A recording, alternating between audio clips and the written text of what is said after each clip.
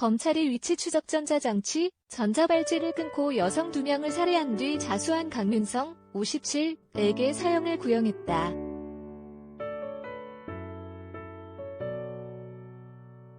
검찰은 26일 서울 동부지법 형사합의 12부 부장판사 이종채 심리로 열린 국민참여재판에서 강도살인, 살인, 사기, 공무집행방해, 전자장치 부착 등에 관한 법률 위반, 여신전문금융업법 위반, 전기통신사업법 위반 등 7개 혐의로 재판에 넘겨진 강윤성에게 사형을 선고해달라고 배심원단과 재판부에 요청했다.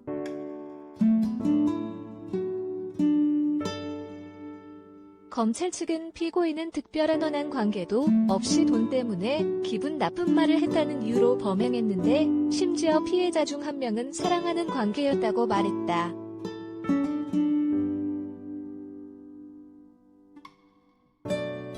전과식사범으로 복역하고 전자발찌 부착 명령까지 받은 강윤성은 지난해 8월 유흥비 마련을 위해 자신의 집에서 40대 여성 A씨를 살해한 뒤 전자발찌를 끊고 도주했다가 50대 여성 B씨까지 살해한 혐의를 받는다.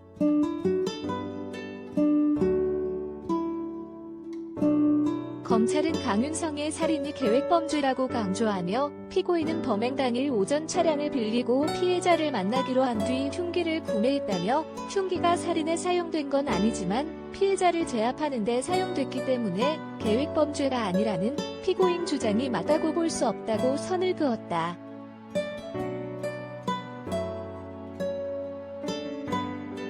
강윤성이 자수하고 피해자 휴대전화를 버린 곳을 밝힌 것도 계획적이며 반성하고 있지 않는 것으로 보인다고 지적했다.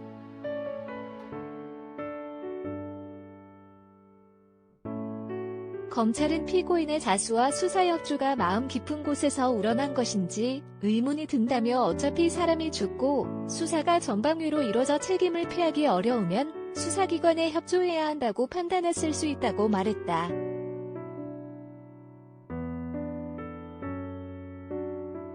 이어 피고인은 자신의 애통하고 간절한 기도를 하나님이 들어주셔서 피해자들이 꿈에서 미소를 지어줬다고 말하는데 진정 자신의 범죄를 반성하는 사람이 꿈에서 피해자가 자기를 향해 웃었다는 말을 할 수 있는지 이해할 수 없다고 강조했다.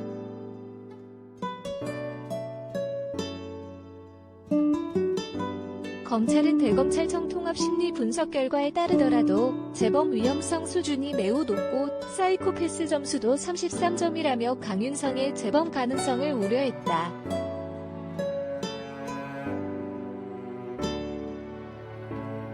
강윤성 측 변호인은 강도를 하려면 가급적인 적이 드문 곳을 선택하는데 피고인이 자신의 집으로 피해자를 부른 것으로 보아 과연 강도살인을 처음부터 준비했는지 의문이 있다며 강도살인은 우발적, 미필적 고의 정도로 보는 게 맞다는 것이 저희 측 의견이라고 말했다.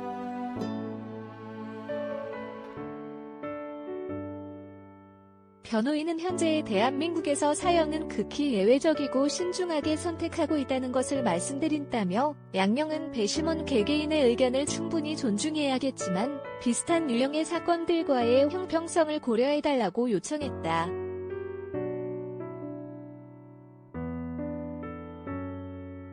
강윤성은 최후 진술에서 피해자 유가족들에게 깊이 사죄드린다면서도 지금까지 나를 진정 사랑해준 단 한 사람만 있었어도 제가 이 자리에 있었지는 않을 것 같다는 마음이 있다고 말했다.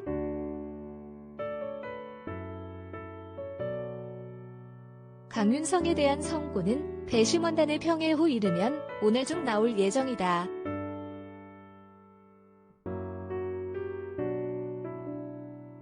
뉴스1 김정현 기자 크리스 앤 누즈원, 케야